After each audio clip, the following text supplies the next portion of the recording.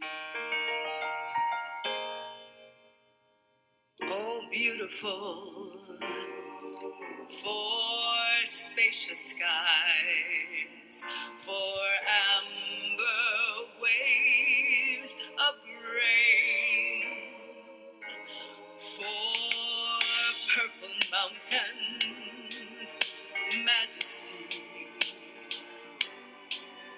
above the fruited plains. America, America, God shed His grace on thee, and crown thy good with brotherhood. From sea to shining sea.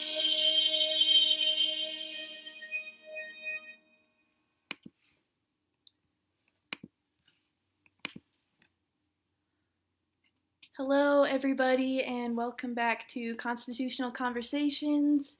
My name is Taylor Nadald. The song that you just heard was arranged for us by Steve Eaton and sung by Idaho State Senator Cherie Buckner Webb and featuring 8-year-old Charlotte Laveau. So we're so happy to be able to use that arrangement tonight. Before we get started and we invite Dr. David Adler on, we just wanted to remind you all to please donate if you can. We're going to put our website, our address, and our Venmo right here on the screen. So we just recently got on Venmo. It's really easy to donate. If you have the app, just find us at the Alturas Institute. That's one word. And you can donate any amount there. And then as always, we accept donations on our website, and we also accept checks. And then there is a donation button on this video that you can use for that. We will have a Q&A session at the end of this program, so have your questions ready and just enter them in the comment section below, and we will try to get to them. And so without further ado, I want to introduce you all to Alturas Institute President and Constitutional Scholar, Dr. David Adler.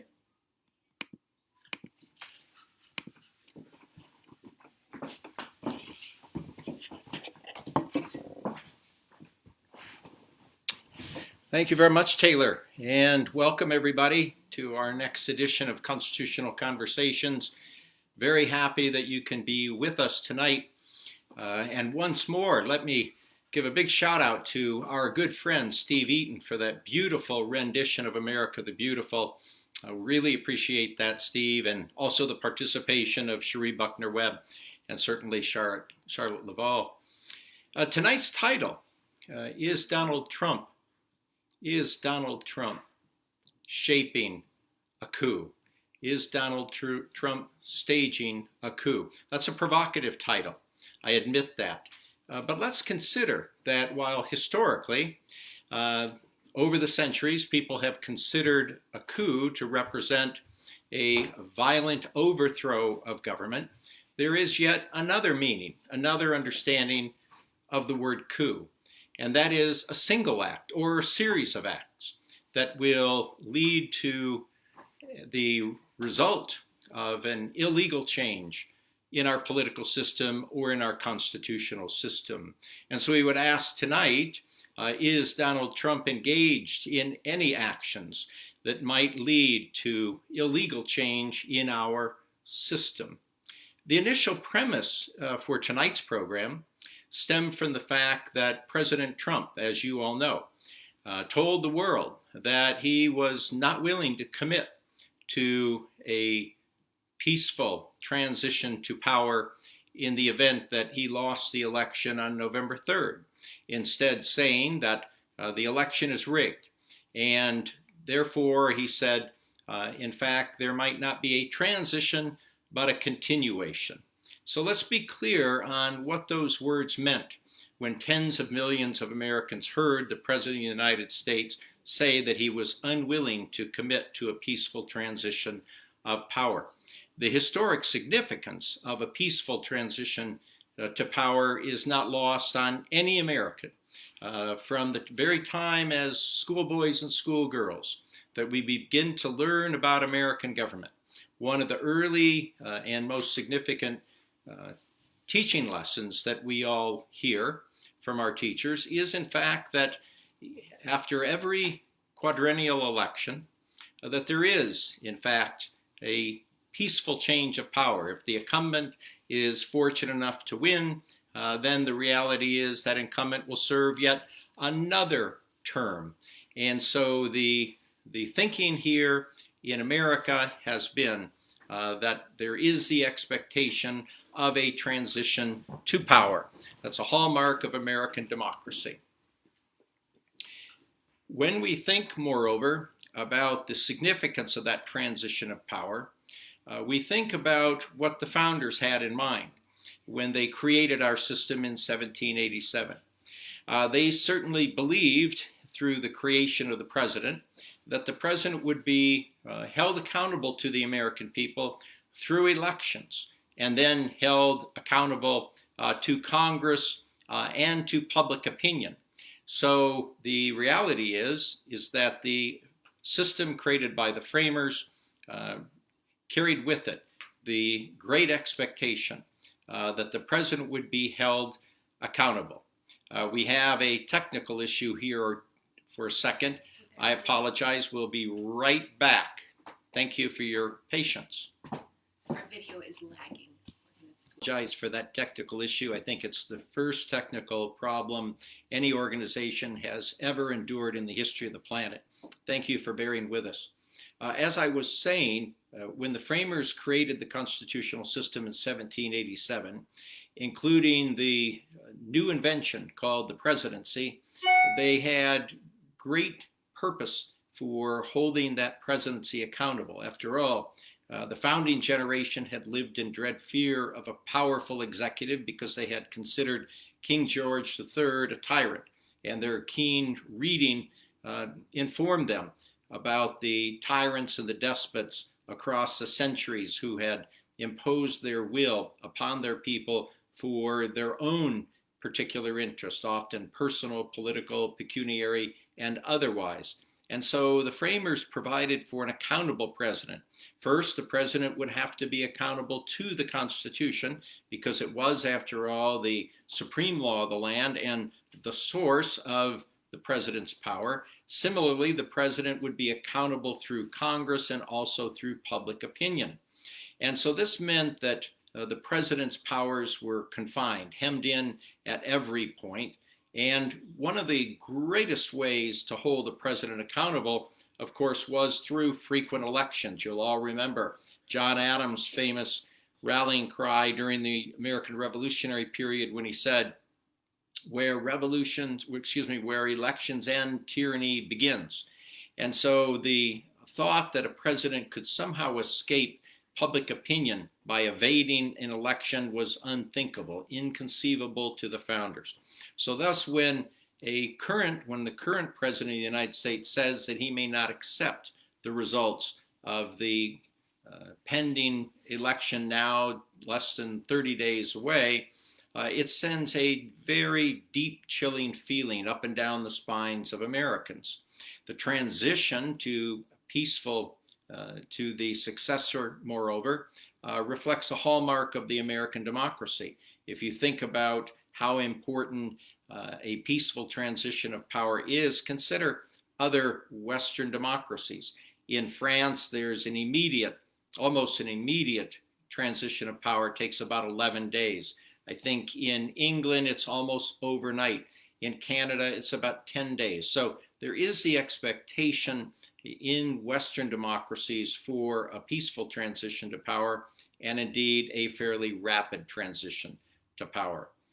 And so when President Trump said just a few weeks ago that he was not willing to commit to a peaceful transition to power, and then has said prominently and frequently that he thinks the election is rigged, that we cannot accept mail-in ballots, and in fact, he thinks those shouldn't be counted.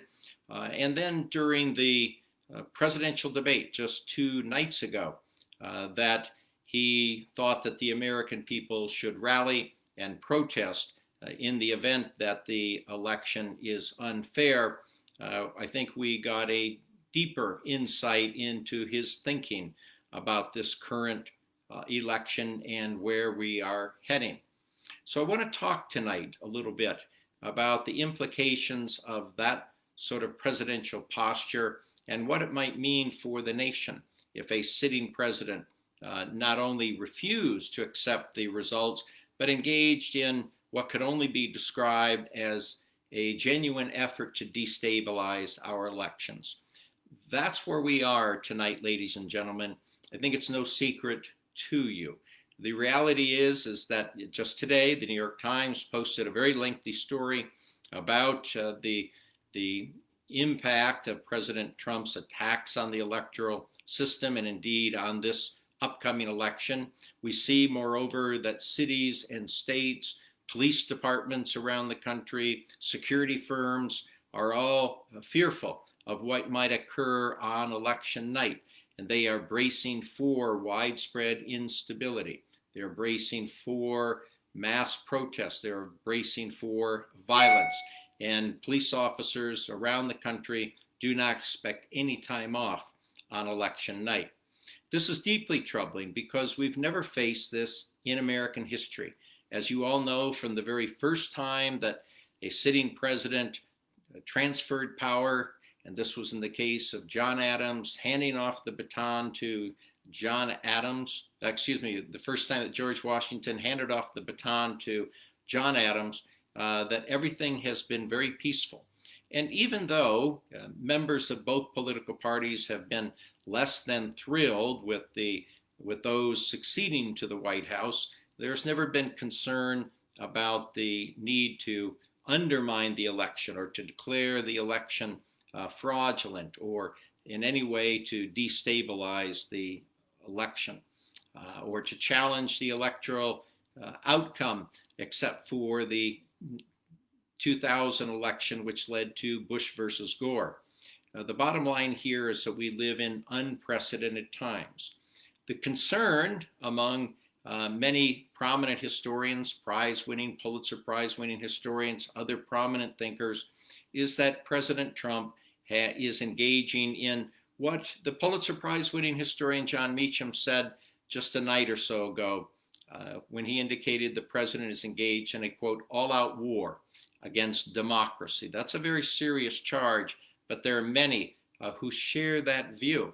And we would wonder, how could such a prominent historian as John Meacham arrive at that view? It's a view, I'll tell you, that I share. And it comes not merely because of President Trump's statements that he's unwilling to commit to a peaceful transfer of power. It has a lot to do with the fact that he's engaging in a deliberate effort to destabilize our election, to be sure. But all of this follows a clear pattern of attacks on our democracy, stretching all the way back to his earliest days in office.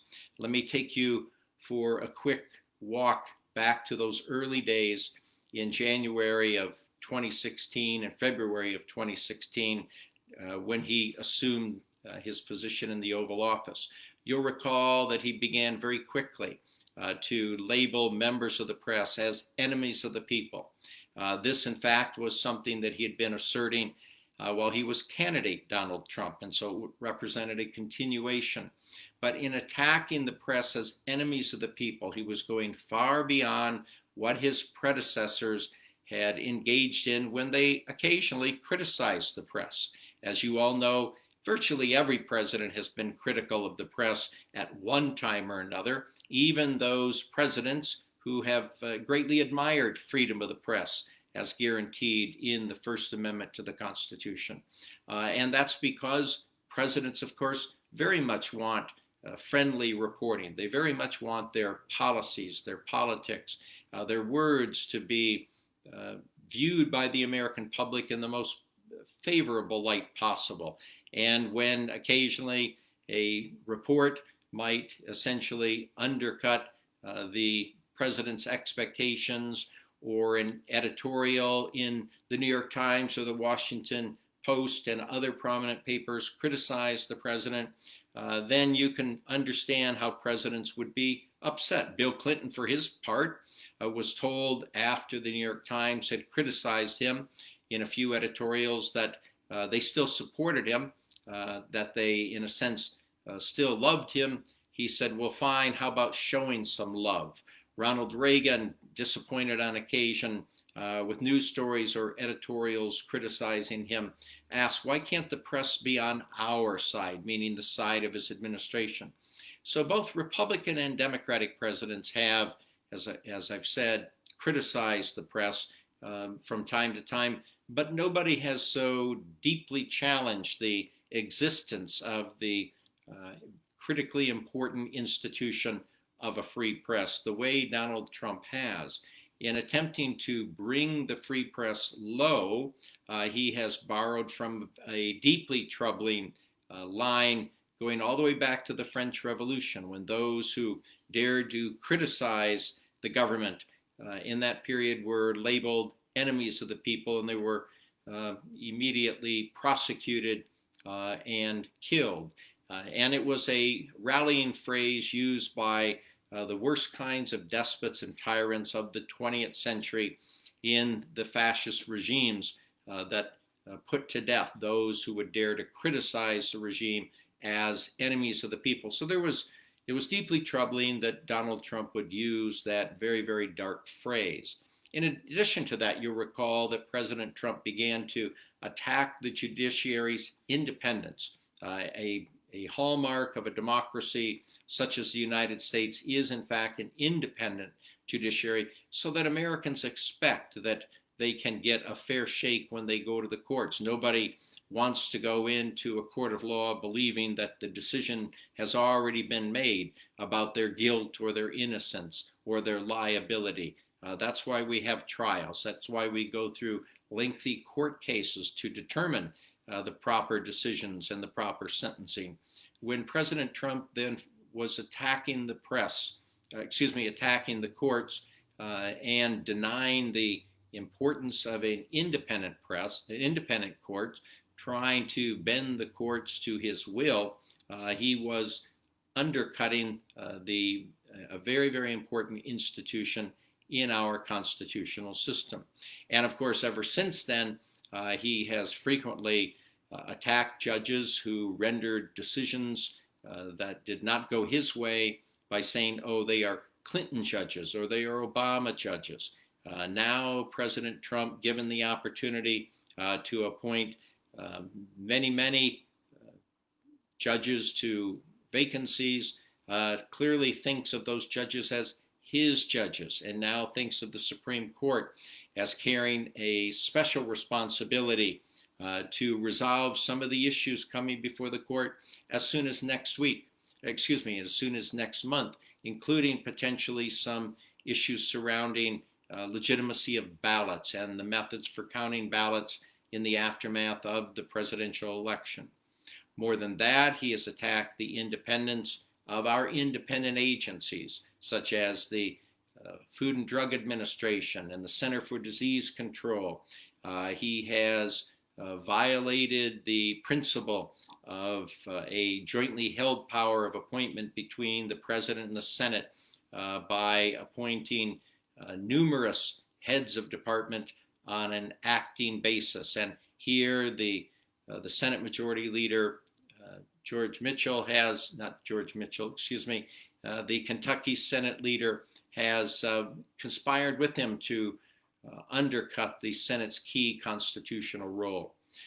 We find, moreover, that President Trump has shown little regard for peaceful protests staged by Americans throughout the country.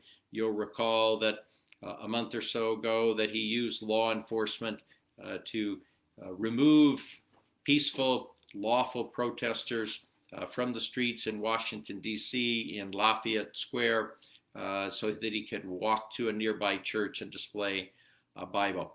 The fact is, friends, that through many months, in many, many different ways through policies, programs, speeches, and actions. President Trump has shown his disinterest in democracy. And then just the other night, his behavior in the first presidential debate against his opponent, Vice President Joe Biden, I think reflected his disdain for another critically important democratic institution, and that is the practice of holding a debate between the two leading candidates for the president.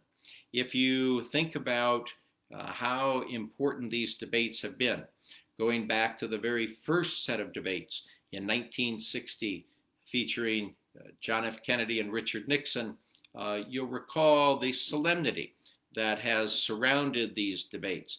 There's been a nature reflected in discipline and decorum.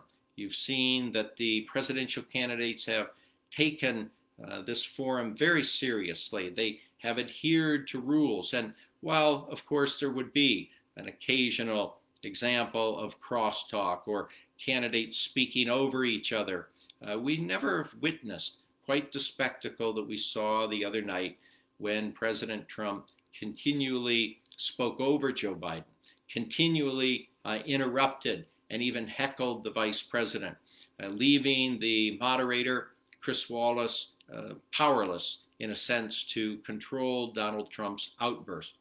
I think that what that reflected is that Donald Trump had clearly disdain for the very process of give and take with an opponent. I think it reflected, moreover, his own disinterest in being questioned, let alone being challenged. And that is a function of his authoritarian instincts. And so I think he believed that he could enter the debate hall and would simply try to take control over the entire process, shout over Joe Biden, interrupt continually, essentially not only denying the American people the very important service of hearing from both candidates where they stand on the important issues of our time, but also essentially denying Vice President Biden the opportunity to support, to share his views on policies and programs and offer his ideas for what America ought to do to deal with the most important issues and problems and challenges in our time. And so it was a debacle. It was a mess. And yet there was no regret expressed by President Trump or his administration that night or the day after. And indeed, now, of course, they've claimed victory, raising very, very important questions about the next two presidential debates, whether or not, in fact, the next line of moderators will find a way to hold President Trump to the rules to which he and his team agreed, or whether we will simply see more of the same. If we're witness to more of the same, then sadly, it's going to be hard to expect much of an honest give and take of the sort that we have seen since 1960. All of this is deeply concerning to us because for those of us who champion democracy, like you and me, we have our favorites when we turn to the presidential race.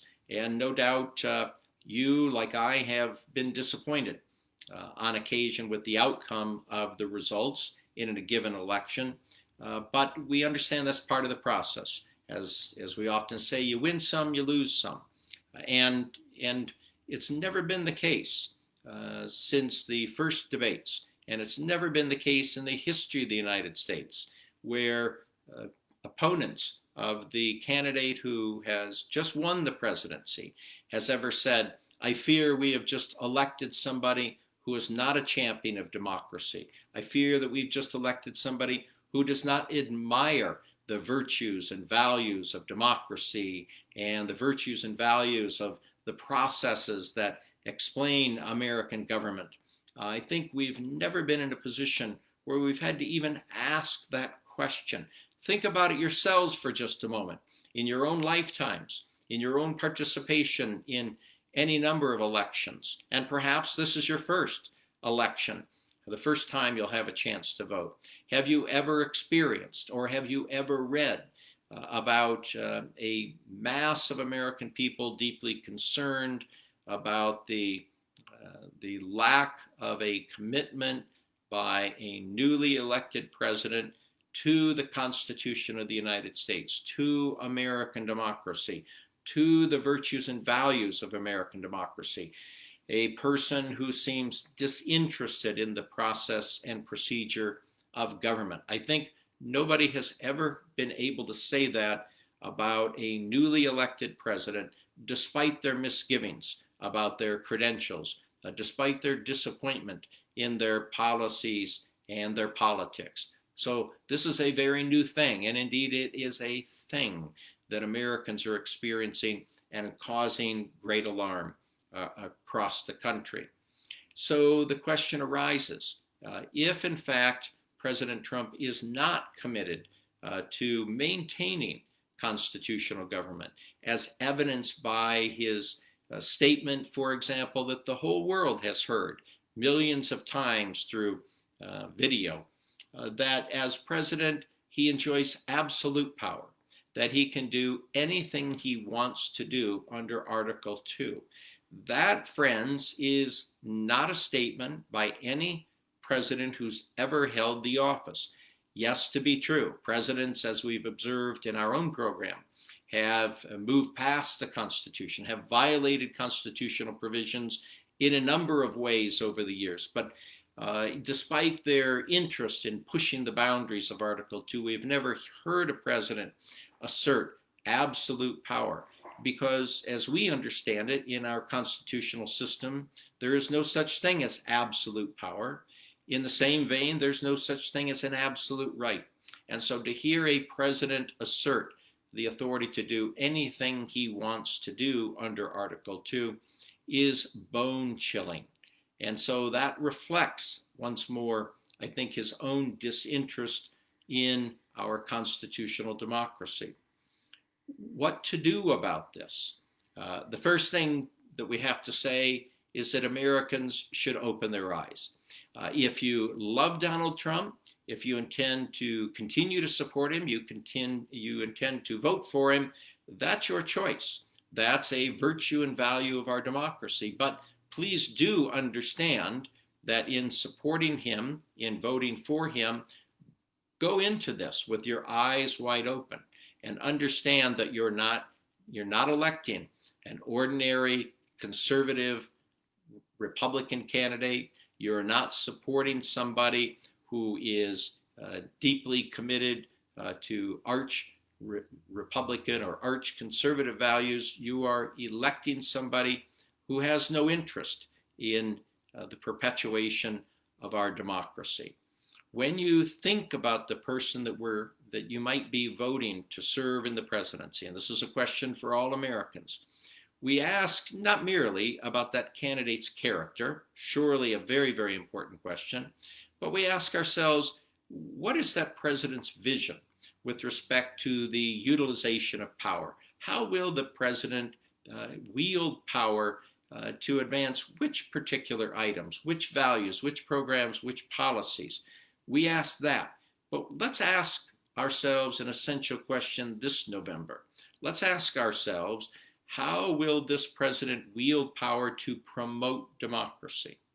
Will the president exercise power to do, for example, great things to promote the dignity of human beings, to promote humanity at large, to take actions to help the powerless, the poor, to advance the rights of women, the rights of minorities, to advance other democratic values and goals? Is that what the president would do?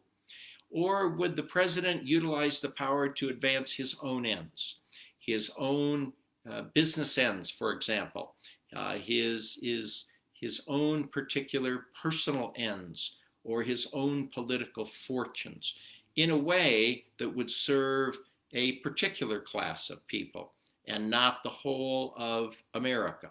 That's a question that all Americans must address for themselves. After all, when we talk about the obligations in our nation of both the government and the governed, there is a responsibility, as we've said, of the government to the Constitution, to the virtues and values of the Constitution, and the president is no exception.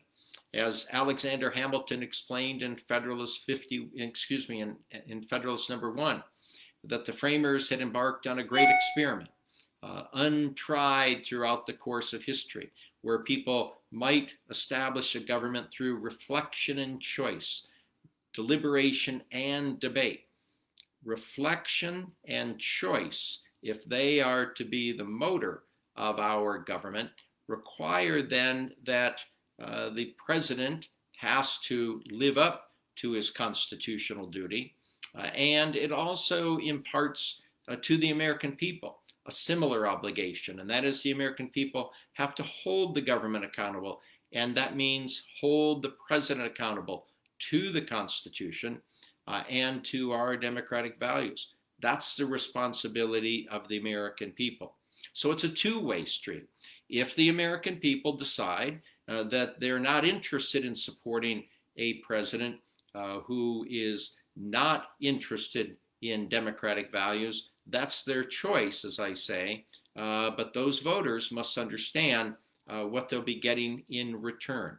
In so many ways, the prosperity in this nation, shared by so many people, is a result of our constitutional system, of the allocation of power, as seen in the protection of our rights and liberties, and yes, in the very economic system that has built America into a giant economy.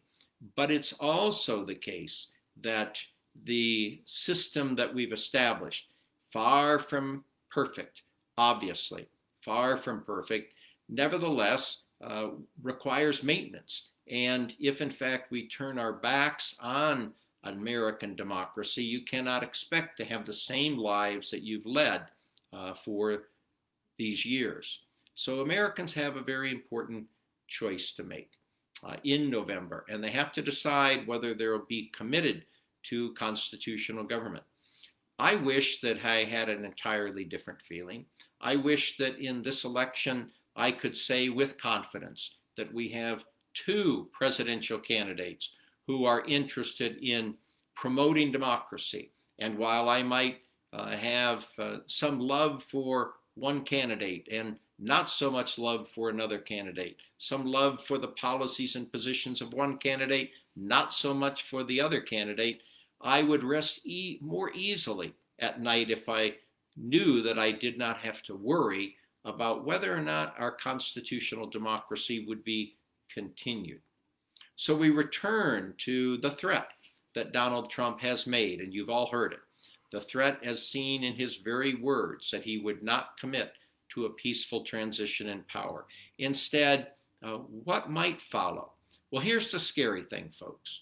If you watched the debate Tuesday night, you know that President Trump was asked by the moderator, Chris Wallace, would he take this opportunity at this moment in time before some 80 million Americans to denounce white supremacy?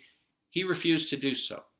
In fact, he gave a shout out to Proud Boys, a racist group, a misogynistic group, an anti-Islamist group, and he said to that group, instead of saying stand down, he said stand back and stand ready.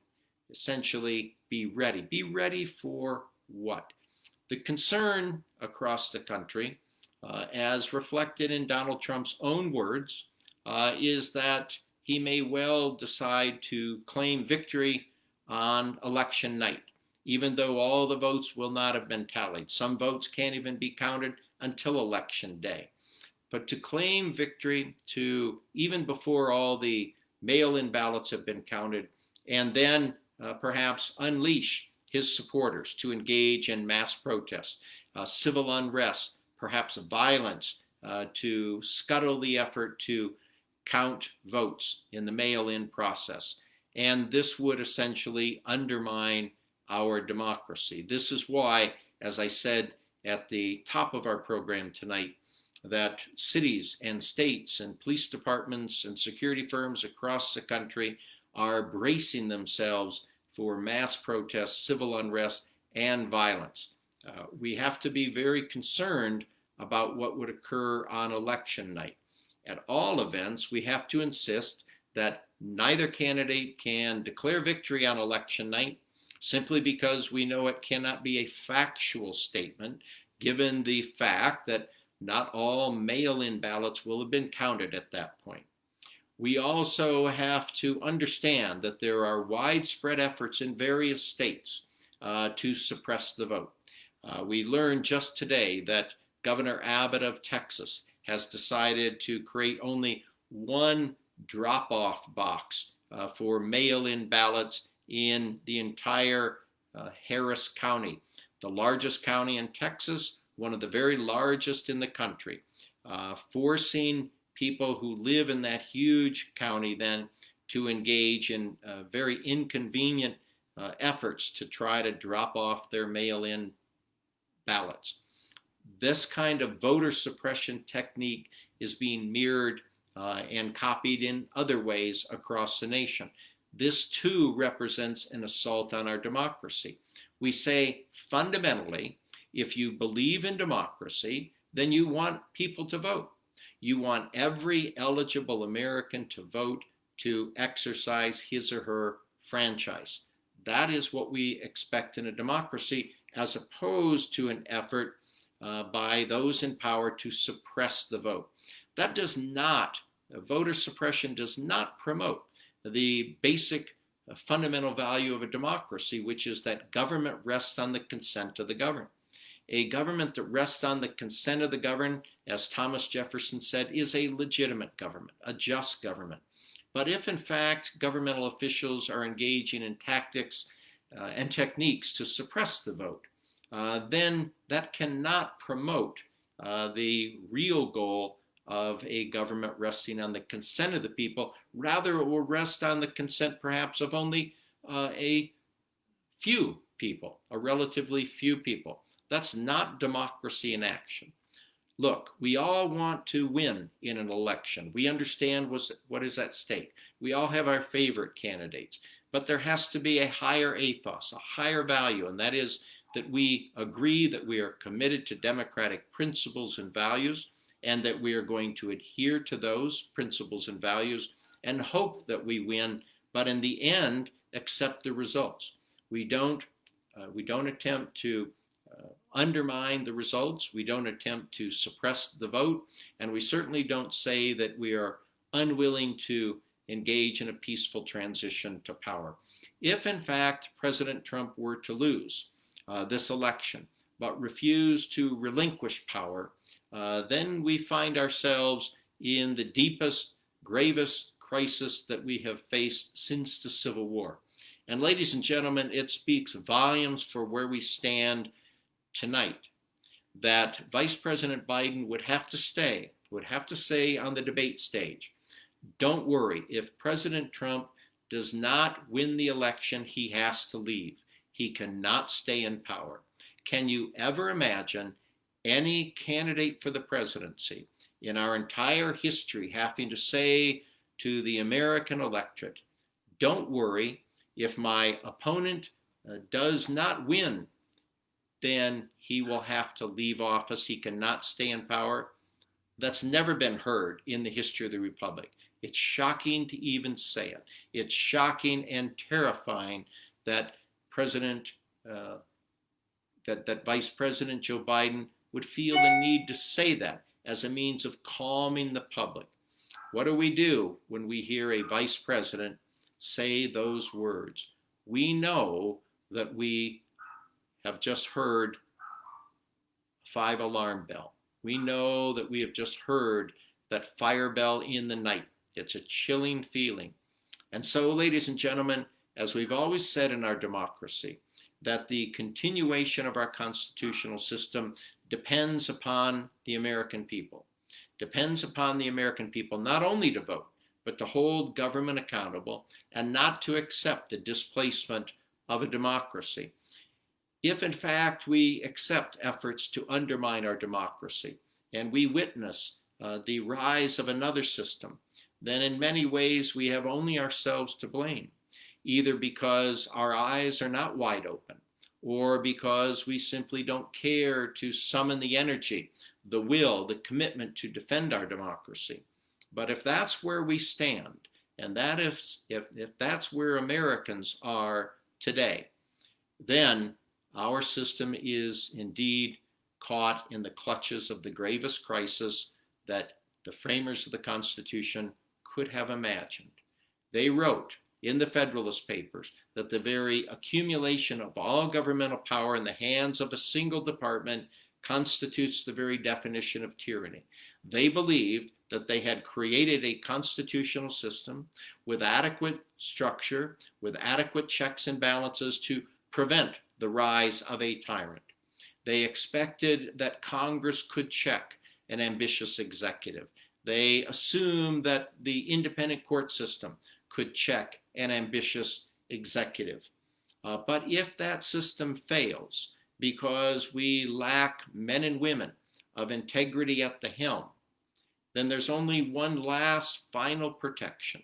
And that is, in many ways, for Americans to raise their voices the way they did in 1973 during the Saturday Night Massacre, when President Nixon, in late October, fired a succession of members of the Justice Department for their unwillingness to fire the independent counsel. When Americans raised their voices, that marked essentially the end of Richard Nixon's presidency. When they expressed their outrage, it marked the end of his presidency. Yes, it would take another 9 months before he would be forced to resign. But that represented the willingness of the American people to say, we will not accept this assault on our democracy. That is where we stand. That is where we stood in 1973 and 1974. Do Americans have the same kind of will and commitment and backbone to summon that kind of commitment to our democracy? If we cannot rely on our institutions to save our democracy, let us say we can rely upon ourselves. Thank you for joining us tonight. I look forward to your questions, and thanks again for your support of the Alturas Institute. So I see we have a number of questions. And Taylor, you're going to present those questions too, right? Yeah. Great. Thanks everybody for your questions. I'm going to start with a question from Richard Hildner. He says, the 25th Amendment, Article 4, refers to an other body as Congress may by law provide. What might that body be? Further, can 2/3 of the Congress acting alone declare a president unable to discharge the powers and duties of his office? Or is the concurrence of the VP absolute? You know, that question about the role of the 25th Amendment is an excellent question. And of course, for roughly 3 years, we've heard Americans complain that the cabinet or that Congress itself has been unwilling to try to put into motion the 25th Amendment to remove President Trump from office for being unfit. We've gone through a great national discussion, and as important as it would be for the cabinet or for Congress itself to take up that matter in a serious way, it's unlikely that we're going to see that, both because the cabinet is so loyal to the president, and of course the United States Senate is controlled by Republicans and they're reluctant to challenge President Trump. But certainly, in addition to the many criticisms of President Trump, the argument that he has been unfit to hold office has gathered steam, I think, by virtue of his statement that he may well refuse to accept the outcome of the election and to engage in a peaceful transition of power. If that doesn't render him unfit to serve as the American president in our constitutional democracy, then I don't know what would make him unfit. Thanks for that good question. Yeah, thanks, Richard. We have another question here from Gary Richardson, who says he hopes you've read Jeffrey Toobin's article in the New Yorker, and I don't know if you have, but he wonders what you think about a scenario where legislatures end up electing electors, where Republicans have a 28 to 23 edge in control of state legislatures? You know, it's a serious question now. How do we deal with the imbalance of power in our current system? The reality is that there are ways to do this, as Tubin spells out in his fine article in the New Yorker. And I think what has to happen is that the states will come to be controlled. That is, the state delegations in Congress will essentially be controlled by Democrats, so that if the election is thrown into the House of Representatives, it's a long shot, it's a possibility, as Speaker Pelosi has been saying for the last couple of days, that in fact the number of state delegations controlled by Democrats would outweigh the Republicans narrowly, but they would be able to block President Trump from using the House of Representatives as an entry point to victory, allowing him to stay in the White House.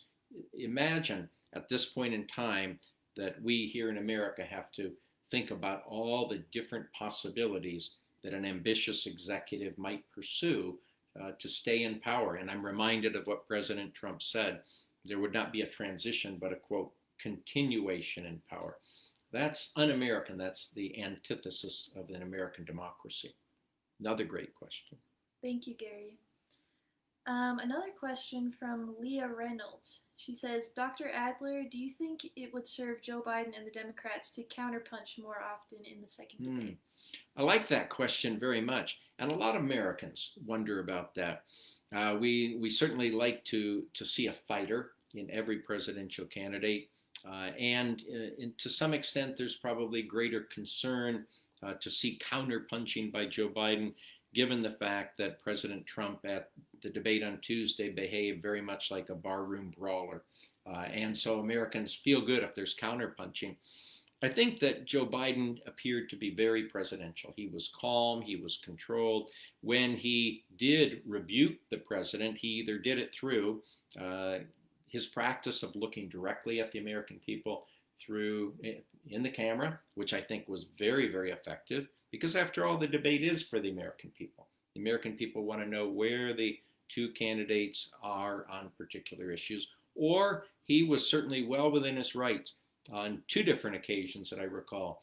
One, after Trump was continually interrupting, he said, "Shut up, man," which seemed to me to be a perfectly justified rebuke to the president. Or on another occasion, Biden said to the moderator, he needs to shush up a little bit. So effectively in his 40-odd years in public life, Vice President Biden has participated in many, many debates. And he's grown accustomed to a sense of decorum, a sense of manners, and a certain degree of courtesy and politeness. And we didn't see any of that out of Trump. So I think he was right to rebuke the president that way. As for the next two debates, I do think that we will see Vice President Biden counterpunching more because we have seen how President Trump is going to behave. Nobody expects President Trump to behave any differently. And to the extent that there have been suggestions for the Presidential Debate Commission to change some rules to try to corral President Trump, he himself said today he won't accept any change in the rules. So here's a person who can't speak authoritatively about any policies or programs or activities. And if you're unable to do that in the face of an opponent who is not only very articulate and knowledgeable and experienced, I think he probably thinks to himself there's nothing else to do than to distract Joe Biden and try to interrupt and heckle and undercut his performance. So I think we'll see more of Trump, more of the Trump we saw Tuesday, and we'll also see Joe Biden serving as an effective counterpuncher. Great question. Yeah, thank you for that question. It kind of leads into our next question from Beverly Novak. She asks, do you think they will mute the microphones in the next debate? You know, I like that question a lot. I myself said in a television interview that I think that the commission should institute the practice of killing the mic of the person not speaking. It would take a lot of gumption by the moderator to essentially turn off the switch. And that's what Donald Trump doesn't want to happen. He frankly said today he wouldn't accept any changes in the rules, so I think he would object to that. And we also saw him today attacking the commission, which we should have expected, even though the commission is not controlled by either party. We expected that he would attack the commission. I still would like to see that feature implemented. Probably we're not going to see it in this next debate, possibly in the third debate if Trump behaves as he did on Tuesday night. Thank you. Thanks, Beverly. I had a question come up while I was listening. I wondered what your reaction was when, during the debate, Trump told his followers to go to the polls and watch and make sure nothing funny was going on. I think that's a great question, and I think probably millions of Americans wondered just what did Donald Trump have in mind.